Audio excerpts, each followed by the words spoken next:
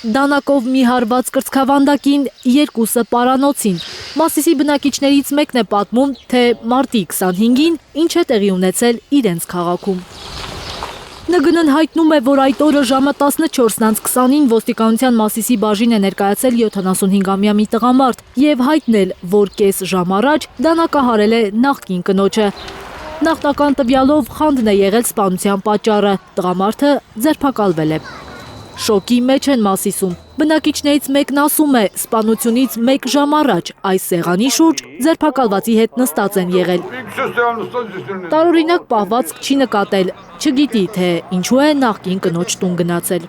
Ես տանից խանել եմ, նապարու խան կրալ, երկու պարծել։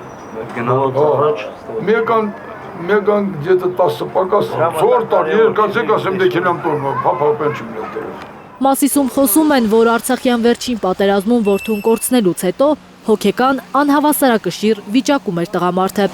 Չեն հավատում, որ կինն իր պահվածքով հունից հանել է նախկին ամուսնուն։ Այդ կանոջը շատ էին գովում, ասում եմ շատ խելացի կին, ուղղակի ամուսինն է էլի։ Տենց հոգեկան խնդիրներ ունեցել։ Ներվային, ցերքերի բնահատում է ջղայնանման ճոկտողով ցերքերի։ Քրեական վարույթ է նախաձեռնվել սպանության եւ սառը զենք կրելու հոդվածներով։